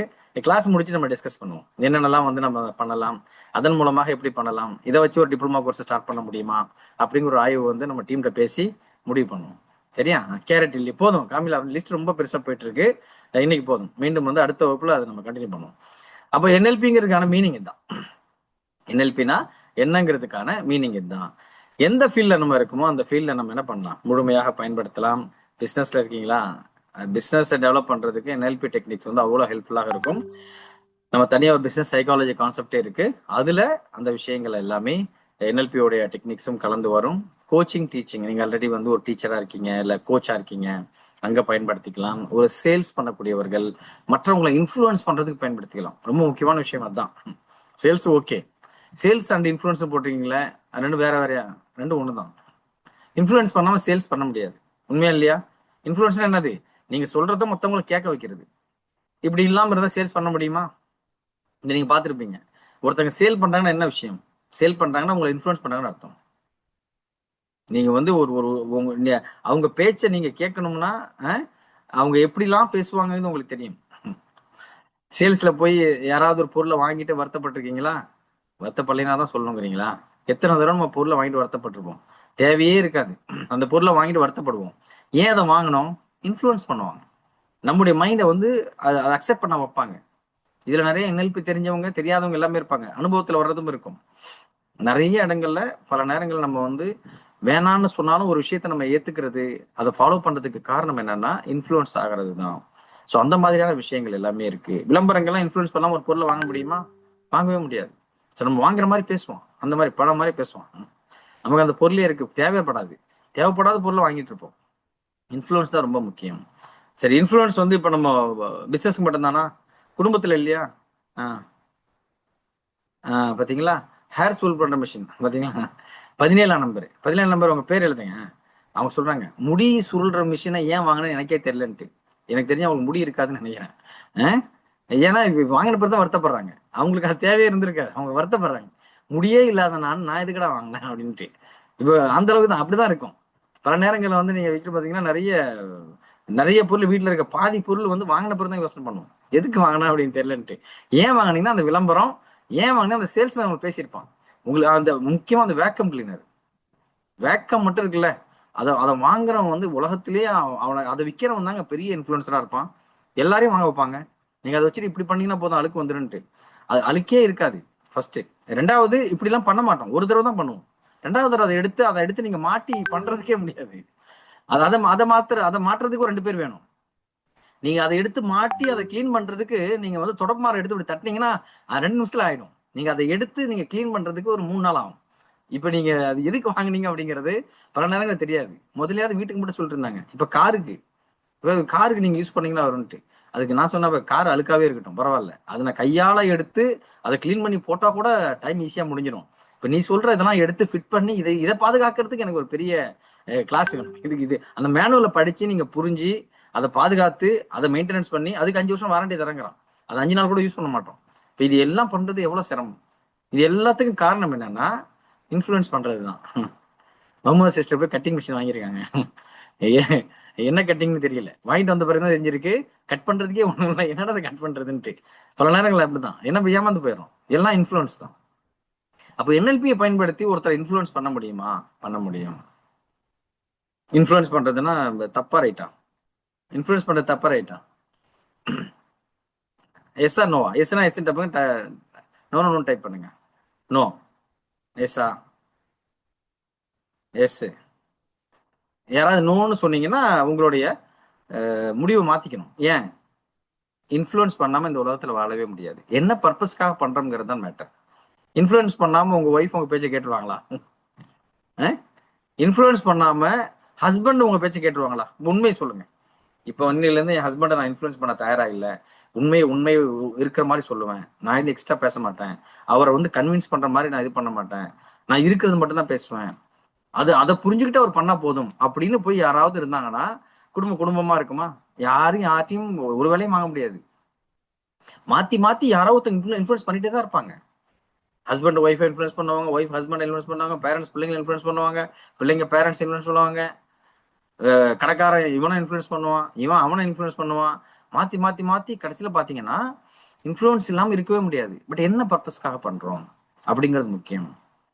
இதை வந்து ஒரு பாசிட்டிவாக நல்ல விஷயத்திற்காக இன்ஃப்ளூயன்ஸ் பண்றது எப்பயுமே அனுமதி இருக்கு, பண்ணணும். பண்ணாம இருக்கவே முடியாது. சரியா? அடுத்து சைக்காலஜி. நம்ம ஃபீல்டுல சைக்காலஜில பல கான்செப்ட்ஸை தெரப்பிக்கு பயன்படுத்துறதுக்கு, கவுன்சிலிங்கு பயன்படுத்துறதுக்கு இது NLP-னுடைய டெக்னிக்ஸ் வந்து அவ்வளோ அமேசிங்கா இருக்கும்.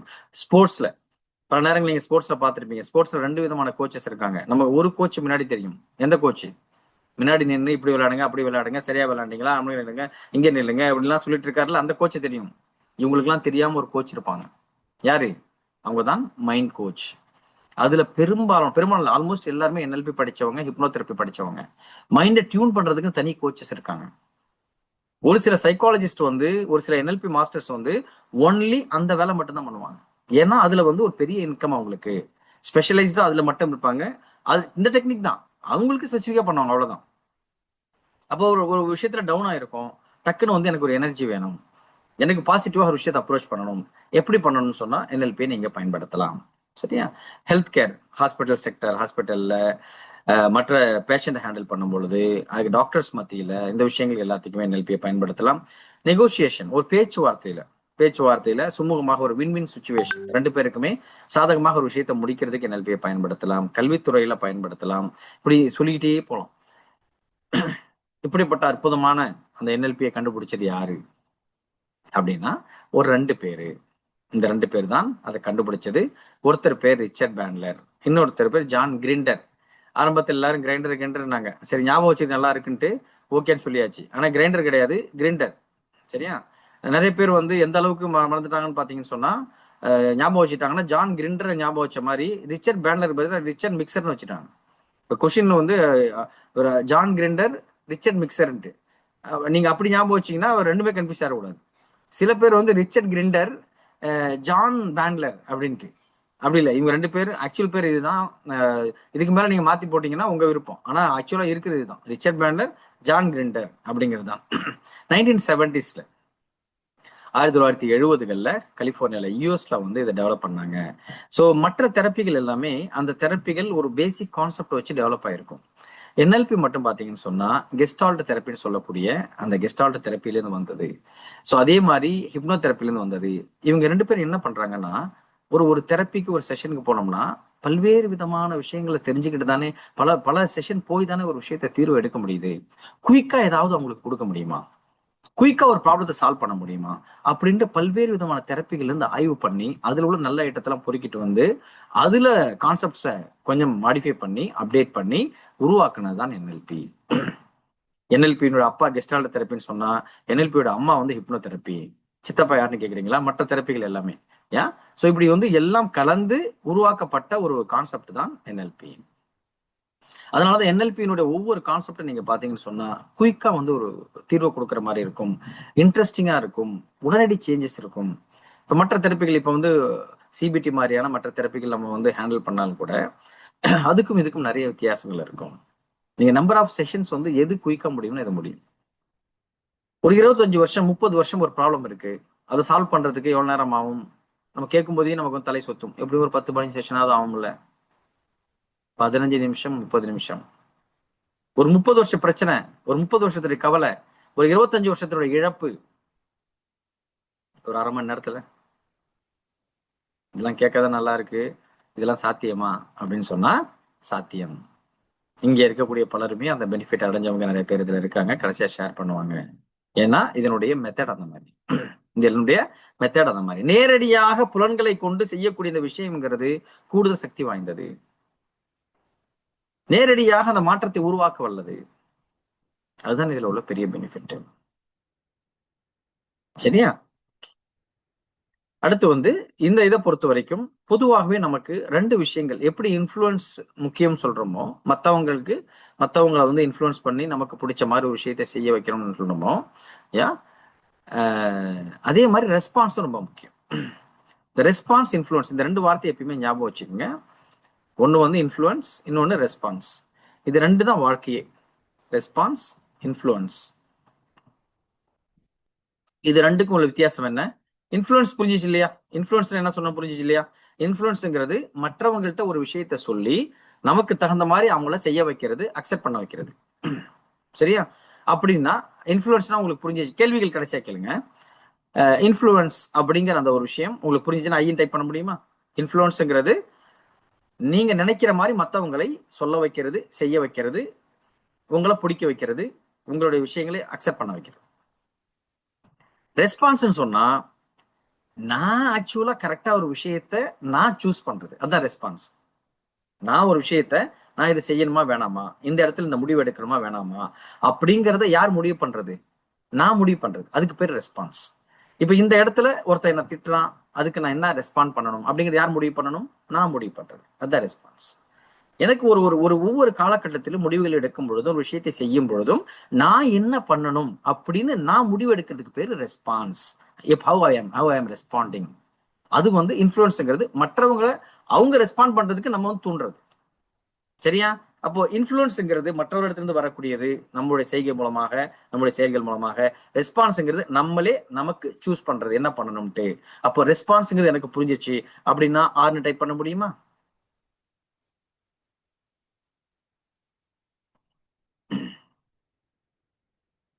சரி. இப்போ நமக்கும் விலங்குகளுக்கும் மத்தியில ஒரு பெரிய வித்தியாசம் இருக்கு. நமக்கும் விலங்குகளுக்கும் மத்தியில ஒரு பெரிய வித்தியாசம் இருக்கு. என்ன வித்தியாசம்? நமக்கும் விலங்குகளுக்கு மத்தியில ஒரு பெரிய வித்தியாசம் இருக்கு.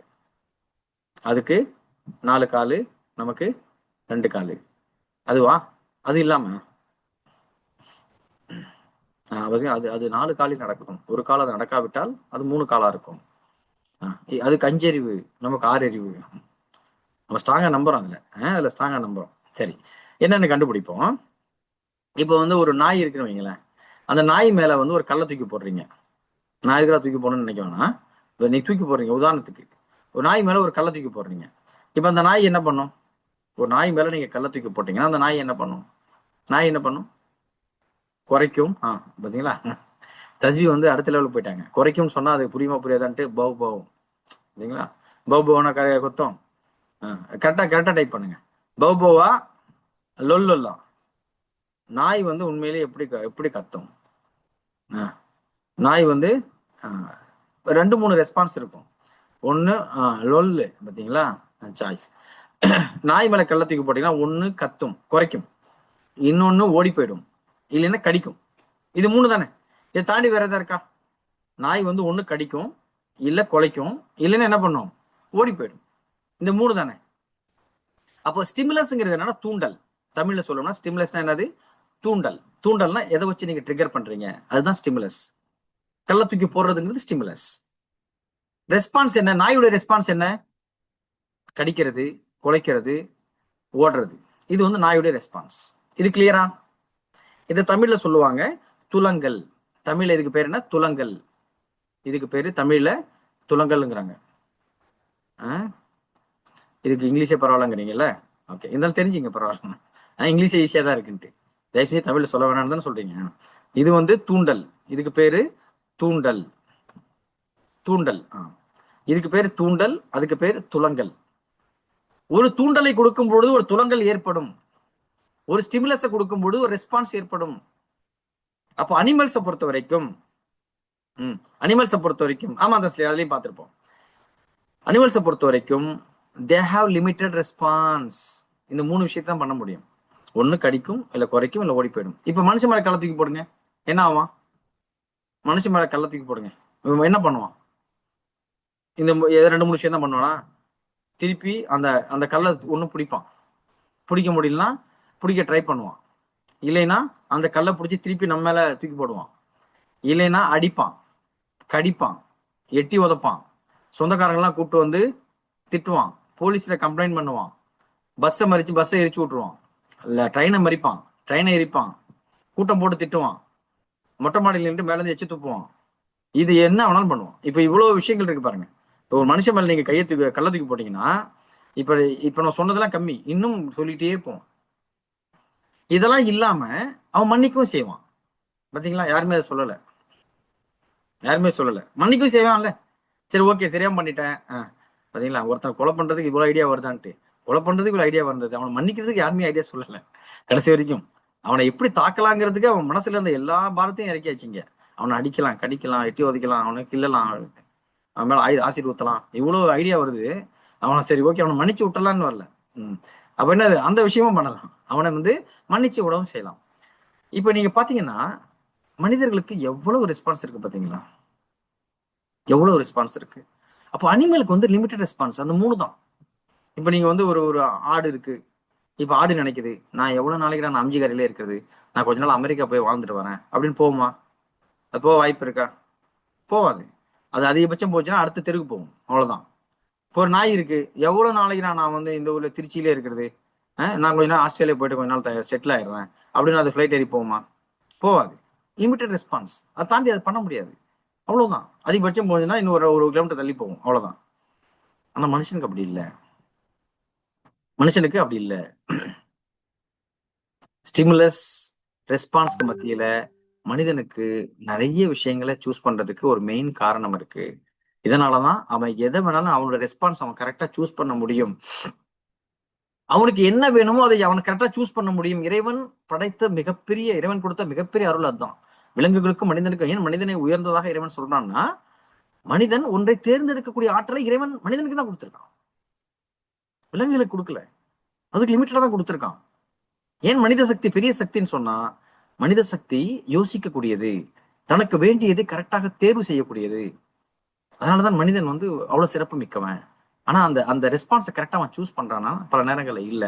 இவ்வளவு சாய்ஸ் இருக்கு, அந்த சாய்ஸை நான் எது கரெக்டா சூஸ் பண்ணணும் அப்படின்னு எனக்கு தெரியலன்னா, நம்ம எப்படி வந்து நம்மளும் அனிமலுக்கும் பெரிய வித்தியாசம் இல்லையே. என்னை வந்து ஒருத்தர் கோவப்படுத்தினா நான் வந்து திருப்பி டென்ஷன் ஆயிடுவேன் அப்படின்னு நான் சொன்னேன்னா, நான் எதை கரெக்டா பயன்படுத்தல, ரெஸ்பான்ஸை கரெக்டா பயன்படுத்தல. அப்போ ஒரு மனிதன் ரெஸ்பான்ஸை கரெக்டா பயன்படுத்தணும்னா, இந்த ஸ்டிமுலஸுக்கும் இந்த ரெஸ்பான்ஸுக்கும் நடுவுல ஒரு விஷயம் இருக்கு, இதுதான் தீர்மானிக்குது. இது இருக்குன்னு எவன் நம்புறானோ அவன் தான் கரெக்டான ரெஸ்பான்ஸை சூஸ் பண்ண முடியும். அந்த விஷயம் என்ன? ஒரு தூண்டலுக்கும் ஒரு துலங்கலுக்கும் நடுவுல இந்த விஷயம் இருக்குன்னு எவன் நம்புறானோ அவனால மட்டும்தான் என்ன பண்ண முடியும், கரெக்டா ஒரு முடிவு எடுக்க முடியும். அது என்ன? இது இருக்குன்னு பல பேர் நம்புறது இல்ல, இல்ல தெரியறது இல்ல. அதனாலதான் அவன் வந்து உடனே டென்ஷன் ஆகுறான், கோவப்படுறான். இந்த தூண்டலுக்கும் துலங்களுக்கும் மத்தியில ஒரு விஷயம் இருக்கு. இந்த ஒரு விஷயத்த எப்போ யாரு கரெக்டா எனக்கு இது இருக்குன்னு தெரியுறாங்களோ கரெக்டான ஒரு விஷயத்த பயன்படுத்துவாங்க. அந்த விஷயம் என்ன? ஐயோ சார், அவன் சொன்னானா நான் டென்ஷன் ஆயிடுவேன்.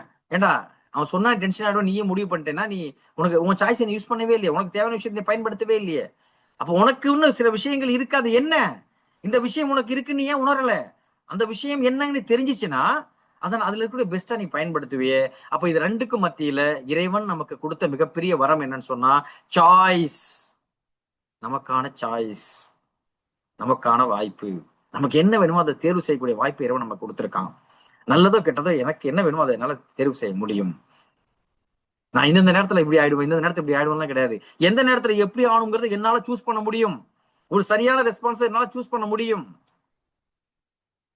அப்படி இல்ல, நான் உணர்ச்சி வசப்பட்டேன், கோவப்பட்டேன் நீங்க சொன்னீங்கன்னா எந்த கேட்டகரியில போயிடுவோம் நம்ம? இல்ல எனக்கே தெரியாம பண்ணிட்டேன், நான் வந்து கரெக்டா பண்ணாம விட்டுட்டேன் அப்படின்னு நம்ம ஒண்ணு சொன்னோம்னா, அதுக்கு காரணம் என்னன்னு சொன்னா, நம்ம அங்க ஹியூமன் பவர் பயன்படுத்தல, என்னவா இருந்திருக்கோம்னு அர்த்தம். அந்த இடத்துல நம்ம வந்து நம்முடைய சாய்ஸ், நல்லது கெட்டதை சூஸ் பண்ணக்கூடிய விஷயத்த நான் பயன்படுத்தல அப்படிங்கறதான் உள்ள விஷயம். அப்ப இந்த ரெஸ்பான்ஸை யார் ஒருத்தங்க இந்த சாய்ஸை கரெக்டா பயன்படுத்தி ரெஸ்பான்ஸை சூஸ் பண்றாங்களோ, நீ என்ன வேணாலும் பேசு, நான் நினைச்சாதான் டென்ஷன் ஆக மாட்டேன். நீங்க என்ன வேணாலும் எனக்கு கோவப்படுத்துங்க, நான் கூலா தான் இருப்பேன் அப்படின்னு ஒருத்தன் முடிவு பண்ணி வாழ முடியுமா? வாழ முடியும். எப்ப அவன் வாழ முடியும்? எப்ப அவனுக்கு இந்த சாய்ஸ் என்கிட்ட இருக்குன்னு தெரிஞ்சோ அப்படி. இல்ல நீ கோவப்பட நானும் கோவப்படுவேன். சில நேரம் சில படத்துல டைலாக் வரும், நான் என்ன ஆயுதத்தை எடுக்கணும்னு நீ தான் முடிவு பண்றேன்ட்டு. டேய், நீ என்ன ஆயுதம் எடுத்துக்கணும் அவன் என்ன முடிவு பண்றான்? ஏன்டா அவன்கிட்ட போய் சாய்ஸ் கொடுக்குற? பாயிண்ட் புரியுதா? இந்த டைலாக் கேட்கறது நல்லா இருக்க மாதிரி இருக்கும், ஆனா எவ்வளவு மட்டமான டைலாக் பாத்தீங்களா? நான் என்ன ஆயுதத்தை எடுக்கணும் நீ தான் முடிவு பண்ணுவேன். நீ என்ன எடுத்தாலும் சரி, நான் எனக்கு தேவையானதான் எடுப்புங்கிறது தானே புத்திசாலித்தனம், அப்படிதானே? நீ என்ன எடுத்தாலும் சரி, நான் என்ன ஆயுதத்தை எடுக்கணுங்கிறத நான் முடிவு பண்ணுவேன் அப்படிங்கறத புத்திசாலித்தனம். ஏன்னா அப்பதான் ஏன் சாய்ஸ் நான் பயன்படுத்த முடியும். நான் என்ன எடுக்கணும், நீ என்ன டிசைட் பண்றது? இன்னொருத்த அதை விட மோசம். நான் ஒண்ணு நினைச்சிட்டேன்னா என் பேச்ச நானே கேட்க மாட்டேன். அது இதோட மோசம். அதுக்கு அனிமலே பரவாயில்ல. இவன் ஒரு முடிவு எடுத்தனால இவன் பேச்ச இவனே கேட்க மாட்டானா? ஏன்னாடி இந்த ரெண்டு டைலாக் எப்படிதான் யோசிச்சாலும்னு தெரியல. இது ரெண்டுமே வந்து மிருகத்துக்கு சமமானது. ஏன்னா இந்த ரெண்டு டைலாக், ஒண்ணு என் பேச்ச நானே கேட்க மாட்டேன், உன் பேச்ச நீயே கேட்கலன்னு எப்படி மனுஷனா இருக்க முடியும்? அது அனிமல் தான் அப்படி பண்ணும், அது கண்ட்ரோல் எல்லாம் பண்ணும். இன்னொன்னு, நான் என்ன எடுக்கணும் நீ தீர்மானிக்கணும். அப்ப நீ என்ன தீர்மானிப்ப? உன் வாழ்க்கை என்ன, என் வாழ்க்கை என்னங்கிறத நான் தீர்மானிப்பேன்னு சொல்றதுதானே வாழ்க்கை. புரியுதா? இந்த இந்த இந்த விஷயங்கள் தான் அடிப்படை. இந்த விஷயங்கள் எனக்கு என்ன தேவையோ அதை தேர்வு செய்யக்கூடிய ஆற்றலை இறைவன் எனக்கு கொடுத்திருக்கான். அதை நான் சரியா பயன்படுத்துறேனா இல்லையா அப்படின்னு தெரிஞ்சு அதை சரியா பயன்படுத்துறது தான் NLP. நான் ஹாப்பியா இருக்கணும்னா நான் டிசைட் பண்ணணும். நீ சொல்லினா ஹாப்பியா இருக்கணும்னு அவசியம் இல்லை. நீ என்ன பண்ணாலும் நான் ஹாப்பியா இருப்பேன், ஹாப்பினஸ்ங்கிறது நான் சூஸ் பண்ணது அப்படின்னு எப்ப நம்ம வந்து முடிவு பண்ணிட்டு வாழ்றோமோ, எஸ், அதை அடைய முடியும். அது பர்சனல் லைஃப்லயும் சரி, ப்ரொஃபஷனல் லைஃப்லயும் சரி, நம்ம என்ன பண்ண முடியும்? சூப்பராக போக முடியும். அஸ்வினா நல்லா தானே போயிட்டு இருக்கு. அஸ்வினா வந்து போய் இது யாரும் போய் ஸ்கிரீன்ஷாட் எடுத்து தலைவருக்கு அனுப்பிடாதீங்க. ஓகே, அது ஃப்ளோல சொல்லிட்டு அந்த உதாரணம் மிரட்டுறீங்க இதுல போட்டு. Okay, right. ஸோ இதுதான் NLP-னுடைய கோர் கான்செப்ட். NLP-னுடைய கோர் கான்செப்ட். இதை வச்சு நம்ம எல்லா விஷயத்துக்கும் பயன்படுத்தலாம். தெரப்பிகள்ல, கவுன்சிலிங்ல சூப்பராக வேலை செய்யும். NLP பிராக்டிஷனர் வந்து ACPC-ல இருக்கு. NLP மாஸ்டர் பிராக்டிஷனர் சில எமோஷனல் தெரப்பிகள் இருக்கும், அது மட்டும் நேரில் நடக்கும். நேரில் ஸ்ரீலங்கால, UAE-ல, இந்தியாவில் நடக்கும். பிராக்டிஷனர் ஃபுல்லா ஆன்லைன்ல நடக்கும். இதுதான் அடிப்படையில் உள்ளது. NLP பிராக்டிஷனர் மட்டும் ஜாயின் பண்றவங்க ஜாயின் பண்ணிக்கலாம். NLP ACPC-யோட சேர்ந்து ஜாயின் பண்றவங்க ஜாயின் பண்ணிக்கலாம். மொத்தமாக நீங்க சேரும்பொழுது உங்களுக்கு ஃபீஸ் கன்செஷன் இருக்கும். சரி, அப்படி இருக்கக்கூடிய இந்த கான்செப்ட் வந்து எவ்வளவு ஃபீஸ், எப்படி இது இருக்கும் அப்படின்னு கேட்டீங்கன்னா, ஸோ இதோட ஃபீஸ் ஸ்ட்ரக்சர் நான் வந்து குயிக்கா சொல்லிடுறேன். ஸோ அதுக்கு பிறகு உங்களுக்கு ஏதாவது கேள்விகள் இருந்தா நீங்க ஹேண்ட் ரைஸ் பண்ணி கேட்கலாம். எஸ், கேள்விகள் ஏதாவது இருந்ததுன்னா ஹேண்ட் ரைஸ் பண்ணி கேட்கலாம். ஓகே, ஸோ இதனுடைய ஃபீஸை பொறுத்த வரைக்கும் இந்தியாவில் இதனுடைய ஃபீஸ் பொதுவாக ஃபீஸ் ரொம்ப குறைவாகத்தான் இருக்கும். ஏன்னா NLP கான்செப்டை பேஸ் பண்ணி பார்க்கும்பொழுது NLP ஃபீஸ் எப்பயுமே கூடுதலாக இருக்கும். NLP பரவலாக மக்கள்கிட்ட போகாததுக்கு தான் காரணம். ஸோ அந்த கான்செப்டை உடைச்சதுங்கிறது நம்ம தான், நம்முடைய ஃபீஸ் ஸ்ட்ரக்சர் தான்.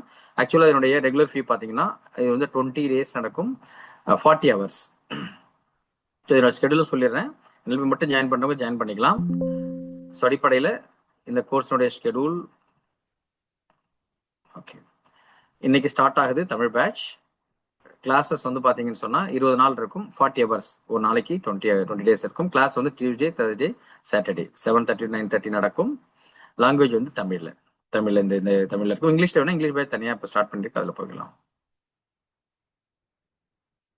ஓகே, அதே மாதிரி ஸ்டடி மெட்டீரியல் என்னென்னலாம் நீங்க வந்து ஸ்கிரீன்ல பாக்குறீங்களோ அது எல்லாமே உங்களுக்கு கிடைக்கும், என் போட்டோவை தவிர. சரியா? அதனால வந்து கம்ப்ளீட்டா உங்களுக்கு எல்லா மெட்டீரியலும் உங்களுக்கு PPT-யாக ஷேர் பண்ணிடுவோம்.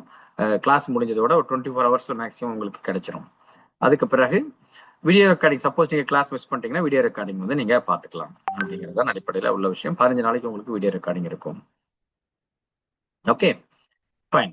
ஸோ இதனுடைய ஃபீஸ் இந்தியாவில் 8,000 ரெகுலர் ஃபீ. ஏர்லி பேர்ட் ஆஃபர் வந்து 6,500. இப்போ நீங்க ஆக்சுவலா ஜாயின் பண்ணீங்கன்னா 6,500 ஜாயின் பண்ணலாம். இன்னைக்கு இங்க வந்தவங்க ஜாயின் பண்றாங்கன்னா 6,000 ஜாயின் பண்ணலாம். அதுக்கு நீங்க ஒரு கோட் மட்டும் கோஆர்டினேட்டர் கொடுத்தா போதும், N16726 இந்த கோடை கொடுத்துட்டு நீங்க ஜாயின் பண்ணிக்கலாம். சரியா? இதை ஸ்கிரீன்ஷாட் எடுக்க எடுத்துக்கங்க. 6,000 பே பண்ணா போதும் ஃபார் 40 hours. ஓகே, ஸ்ரீலங்காவா இருந்துன்னு சொன்னா ரெகுலர் ஃபீ 24,000 LKR, ஏர்லி பேர்ட் வந்து 17,500. இன்னைக்கு நீங்க இந்த கோடை பயன்படுத்தி ஜாயின் பண்றது 16,000 பே பண்ணிட்டு ஜாயின் பண்ணிக்கலாம். ஸோ இதை விட ACPC இன்னைக்கு தான் ஸ்டார்ட் ஆகுது. அதை 12 months நீங்க ஜாயின் பண்ணீங்கன்னா இன்னும் உங்களுக்கு ஃபீஸும் கம்மியா இருக்கும், யூஸ்ஃபுல்லாக இருக்கும். அப்படிங்கிறது தான் உள்ள விஷயம். வேற ஏதாவது கேள்விகள் இருந்தா இப்ப நீங்க ஹேண்ட் ரைஸ் பண்ணி கேட்டுக்கலாம். எஸ் சமீரா, டைப் பண்றவங்க டைப் பண்ணலாம். இன்னைக்குள்ள கீ டேக் அவே என்னங்க டைப் பண்ணிக்கலாம். உங்களுடைய நோட்ஸ் எல்லாமே பிடிஎஃப் ஃபார்மேட்ல ஷேர் பண்ணிடுவோம். என்னென்னலாம் எக்ஸ்பிளைன் பண்ணுமோ சார் அது எல்லாமே உங்களுக்கு பிடிஎஃப் ஃபார்மேட்ல ஷேர் பண்ணிடுவோம்.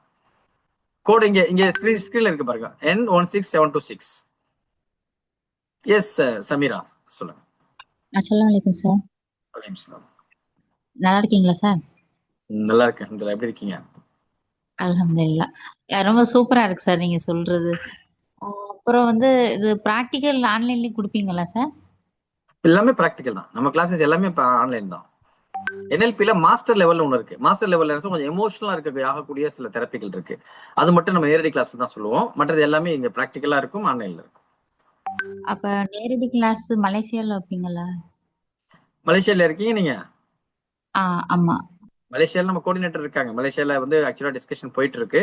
எனி டைம் அங்க மலேசியால ஏற்பாடு பண்றதுக்கு வாய்ப்புகள் இருக்கு. மலேசியன் கோஆர்டினேட்டர் சேர்ந்தீங்கன்னா ஒரு பெரிய கைத்தட்டல கொடுத்துட்டு ஹேண்ட் ரைஸ் பண்ணலாமா? மலேசியன் கோஆர்டினேட்டர்ஸ் நிறைய இருக்காங்க. நம்முடைய பேட்டர்ன் இருக்காங்க, மாலா மேம் இருக்காங்க, டாக்டர் கஸ்தூரி இருக்காங்க. இவங்கெல்லாம் நம்முடைய கோஆர்டினேட்டர்ஸ். அவங்க உங்களை கான்டாக்ட் பண்ணுவாங்க. மலேசியால எப்ப இருக்குது உங்களுக்கு அனௌன்ஸ் பண்ணுவோம். Okay, thank you sir.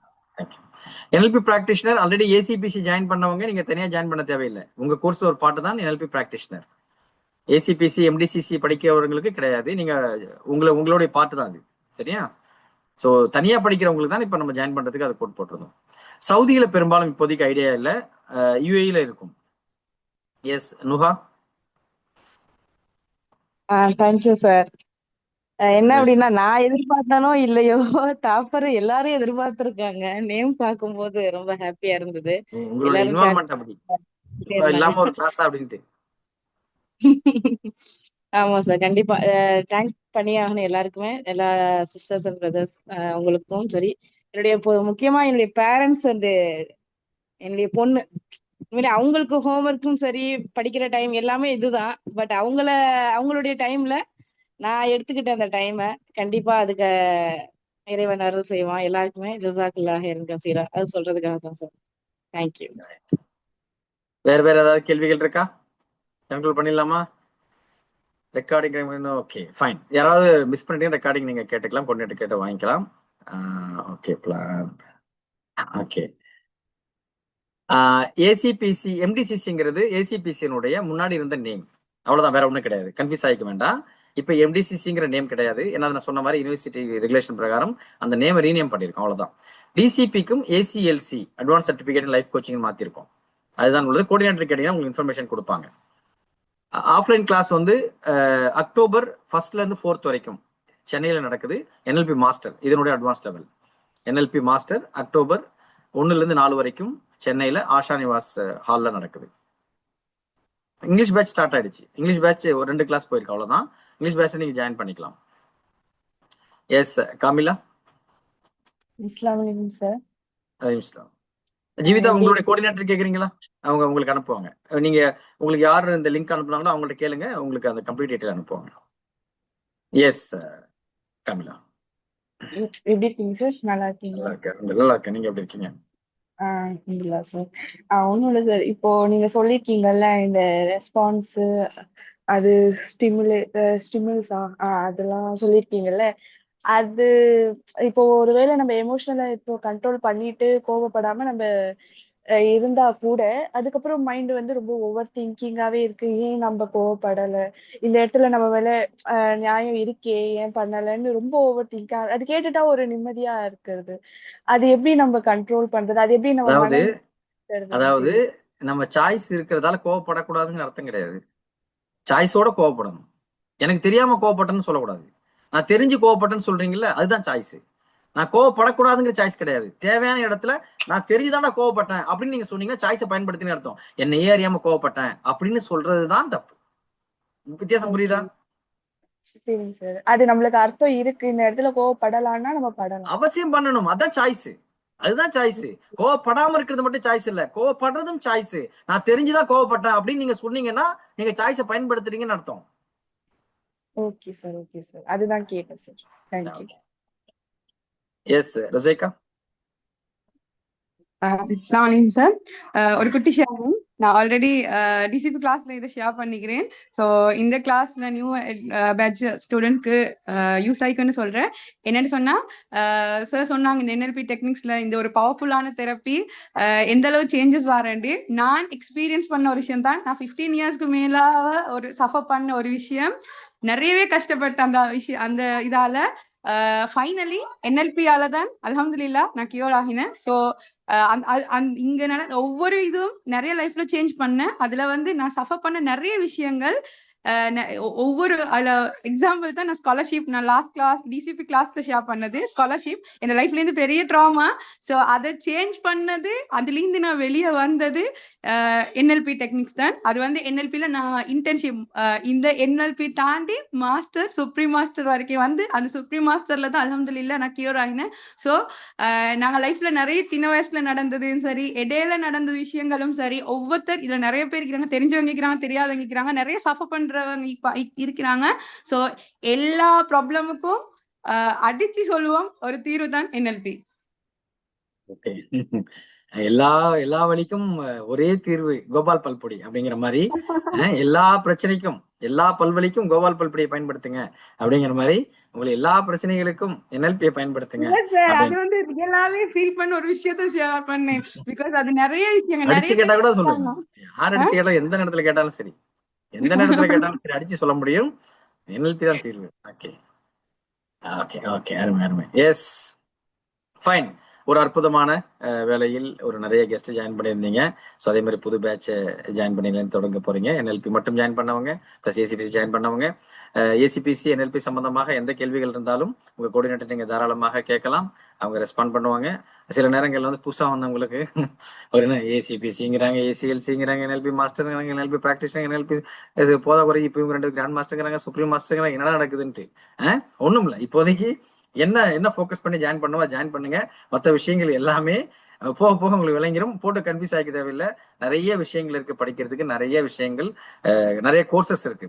மற்றவங்களுக்கெல்லாம் வந்து ப்ரொமோட் பண்றது மட்டும் தான் கஷ்டம். இப்போ எங்களுக்கு கோர்சஸ் சொல்றதே கஷ்டம். அவ்வளவு கோர்சஸ் இருக்கு. பட் ஒண்ணாக படிக்க இப்போ உள்ள வர உங்களுக்கு எல்லாமே கிளாரிட்டி கிடைச்சிடும். கடைசியாக நன்றி உரைக்காக ராமலட்சுமி மேம் வந்திருக்காங்க. வாங்க மேம். Yes sir. ஃபர்ஸ்டே சொல்லுங்க சார், புகழ்ச்சி இல்லைங்க சார், பாராட்டுங்க சார். உங்களை மாதிரி ஒரு ஆசான் கிடைக்க எல்லாரும் கொடுத்து வச்சிருக்கோம். என்னை முதற்கொண்டு நாங்கெல்லாம் போன ஜென்ம புண்ணியம் நினைக்கிறேன். ஆனா இந்த மாதிரி இவ்வளவு அழகா இவ்வளவு தெளிவா இவ்வளவு ஆசமா நீங்க சொல்றதுன்றது ஒரு சிரிப்பினுடைய வந்து அந்த தத்துவத்தை சொல்றதும் அது சிரிச்சுக்கிட்டே நாங்க கேட்டு உள்வாங்கிறதும் உண்மையா சார். அதுக்குதான் டெய்லி தினம் 2 மணி நேரம் ஒரு பூஸ்டப்பா வந்து எங்களுக்கு கிடைச்சிருக்குது. நாங்க வாங்கி வந்த வரம் கண்டிப்பா மென்மேலும் உங்களுடைய பணி தொடரட்டும் சார். நிறைய பேருக்கு இந்த அமைப்பு கிடைக்கணும். நாங்க இறைவனை தான் வேண்டிக்கிட்டு இருக்கோம். எங்களால முடிஞ்ச அளவுக்கு நாங்க எல்லார்ட்டையும் இதை ஷேர் பண்ணிட்டு இருக்கோங்க சார். ஏன்னா இதோட இந்த மாதிரி ஒரு இது வந்து புண்ணியம் பண்ணவங்களுக்கு கண்டிப்பா கிடைக்கும். ஆனா எல்லாம் பாவம் பண்ணவங்க கிடையாது. இந்த மாதிரி புண்ணியம்னா அதிகப்படியான புண்ணியம் இந்த ஜென்மத்திலே பண்ணிருக்காங்க எங்களுக்கு கிடைச்சிச்சுங்க சார். ஆனா அந்த பார்த்தீங்கன்னா அந்த ஒரு வரியும் ஒரு எதுவுமே விட முடியாது. இதுதான் சொல்லவே முடியல. ஒரு சேர் வீக்கெண்ட் நீங்க சொன்னது ஒரு வாக்கம்னு ஒரு வார்த்தை சொன்னா அதுக்கு எடுத்து பாருங்க. உண்மைன்னு சொல்றோம். இந்த நீங்க சொல்றதுலாம் அப்பதான் ஞாபகம் வரும். இப்ப இதெல்லாம் கூட வேஸ்டா போட்டு வச்சிருக்கோம் அப்படின்ட்டு அந்த வாழ்க்கை தத்துவத்தை இவ்வளவு ஆசையமா சொல்றது உண்மை சார். அது உண்மை நல்ல மனசுல பதியுதுங்க சார். அது ரொம்ப நன்றிங்க சார். தேங்க்யூ. வந்த அத்தனை நல்ல உள்ளங்களுக்கும் நன்றி. மயிலாடுதுறையில செப்டம்பர் 13ஆம் தேதி மயிலாடுதுறையில செப்டம்பர் 13ஆம் தேதி உணராய் உணைன்னு சொல்லிட்டு இருக்கக்கூடிய வாழ்வியல் பயிற்சி முகாம் வந்து நடக்குது. அந்த ஏரியால அதுல கலந்து கொள்ளக்கூடிய ஒருத்தங்க அனு சொல்றாங்க, அதை சொல்லுங்க, அதை அனௌன்ஸ் பண்ணுங்க அப்படின்ட்டு. ஓகே, அதை அனௌன்ஸ் பண்றதுக்கு முன்னாடி ஃபர்ஸ்ட் ஸ்ரீலங்கன்ஸ் மைண்ட் வாய்ஸ் அதெல்லாம் சரிதான். அந்த மயிலாடுதுறை எங்க இருக்குன்னு கேக்குறீங்க. தெரியுது, மயிலாடுதுறைங்க தமிழ்நாட்டுல இருக்கக்கூடிய ஒரு இடம். அது மேபி அங்க இருக்கவங்களுக்கு தெரியாம இருக்கலாம். ஸோ அங்க வந்து ஒரு ப்ரோக்ராம் இருக்கு, 1 டே ப்ரோக்ராம். ஸோ அதுல ஜாயின் பண்ணக்கூடியவர்கள், விருப்பமா இருக்கக்கூடியவர்கள் நீங்க உங்க கோஆர்டினேட்டர் கான்டாக்ட் பண்ணி நீங்க ரெஜிஸ்டர் பண்ணிக்கலாம். 1 டே ப்ரோக்ராம் வந்து இதுல நடக்குது. எஸ், மீண்டும் அடுத்த வகுப்பில் சந்திப்போம். நன்றி, குட் நைட்.